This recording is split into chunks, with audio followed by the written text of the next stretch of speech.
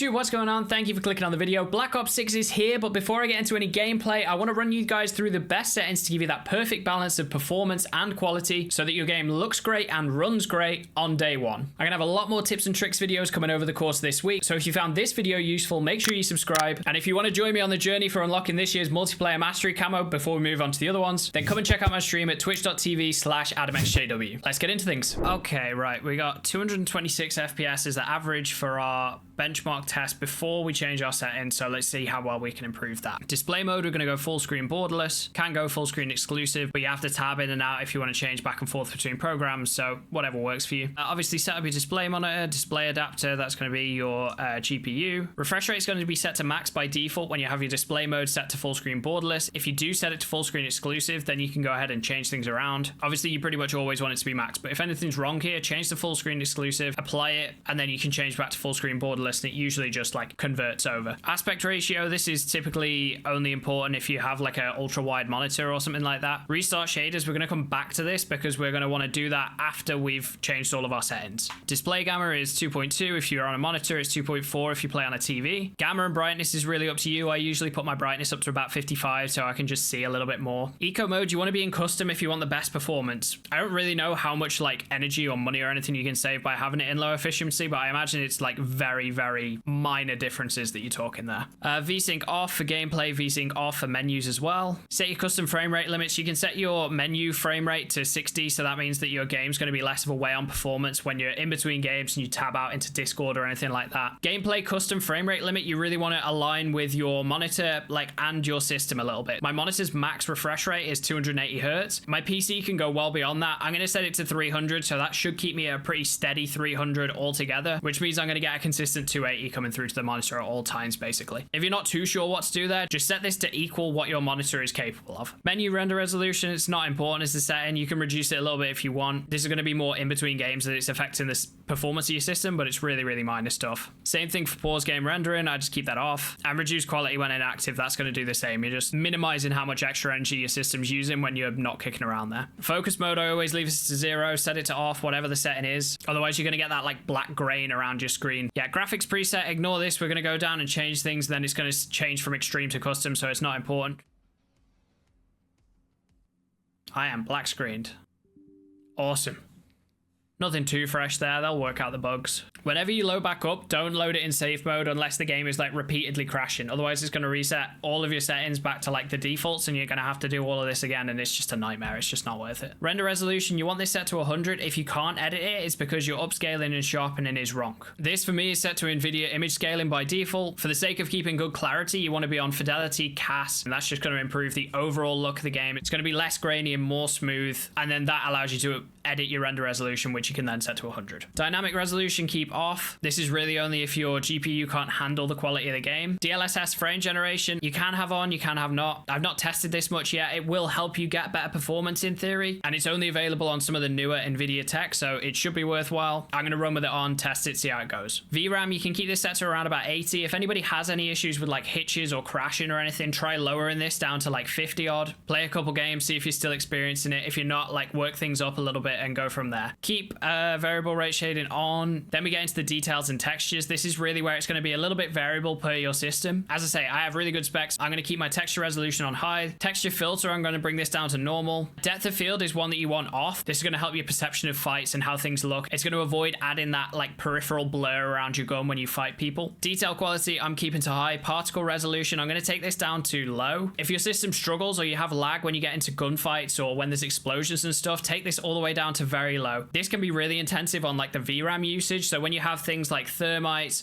fire, explosions from grenades, etc., that can cause hitching on your systems. Bullet impacts I like to keep on. Persistent effects I turn off. Persistent effects is just like splatter and shadows and like burn marks from environmental effects, so it's really not worth having on. Shader quality, I'd suggest starting with medium for everyone basically and just test from there, see how your system performs. If you can go up, do. It looks better. If you need a bit more FPS, bring this down to low. On-demand texture streaming, this is an interesting one because this is what was causing all of the bugs in Modern Warfare 3, as well as the Black Ops 6 beta. Hopefully they've optimized this between the beta and the full launch. I know that they mentioned in a couple of the blog posts they have. From the streams that I've seen, everything looks smoother. Allocate the lowest texture cache size of 16, limit downloads, and set the daily download limit to the lowest, which again is 1 GB. Local texture streaming quality, keep this at normal. Again, if your system suffers, set it to low. But when you set this to low, this is when your like depth of field, like things start to render in less and like the game kind of looks blurry in the background. Shadow quality, I'm going to set this to low. I'd recommend you do the same. Again, quite intensive on the VRAM usage, so if your system is struggling, go all the way to very low. Screen space shadows, I'm going to set this completely off. This is like reflections on your gun and stuff. For me, this can just impact gunfights, those like tiny 1% difference just by little things being blocked out of your vision. Can impact performance very, very minorly, can impact your gunfights just the same,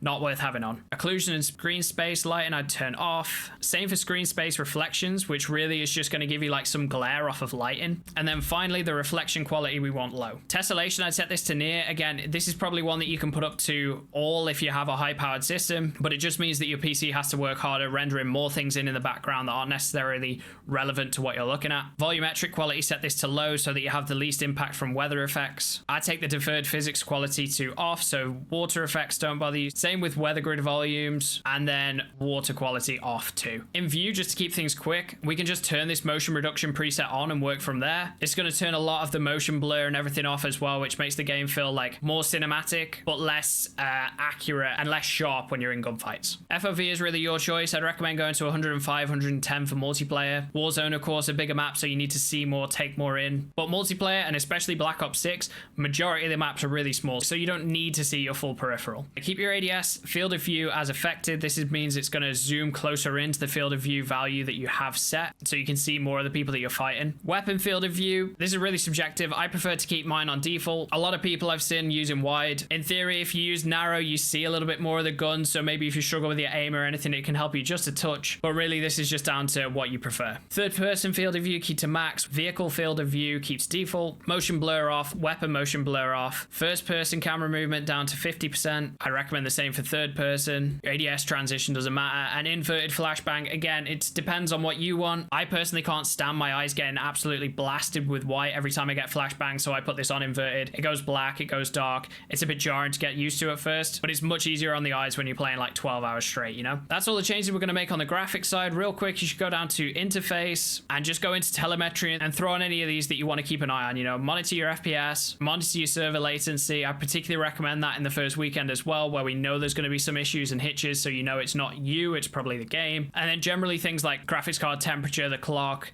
or your processor time. That just depends on whether you frequently see overloads on your computer, and you want to keep an eye on that so you can adjust your settings if there's any issues there. This year is the first year that you can actually customize the HUD, so there's a bunch of different presets that you can change to depending on, you know, what works for you. Streamers may want to change their map over to different sides depending on where they have their webcam base, etc. You know, you may want to see your HUD more, so you may want this magnified one where everything's pulled in a bit more zoomed in. One thing you want to do is go into HUD presets, head into colors, change your color filter to 2 and the filter target to both. And this is just going to make the colors in your game look a lot more vibrant and make the whole experience a bit more enjoyable. Last thing to recommend, minimap shape. I would suggest to everybody to change to square. You get a little bit more information on there. Could be make or break in gunfights in game. Last thing we're going to do now is go back to graphics, go into display, hit restart shaders preloading, quit all the way out to desktop so that you can get a fresh load of all of these settings, and everything will be fully optimized when you load back up. All right, there we go. We're signed back in. As you can see, top left, the shaders are preloading. Just sit in the menu and wait for this to complete, otherwise it's going to make your game super laggy if you jump straight in. This is essentially the system applying all of the changes that you've just made and getting you ready to play. All right, there we go. Shaders completed, took about 2 minutes. Now let's head back into graphics. We'll go across to benchmark and start a new one to see how much of a difference we made.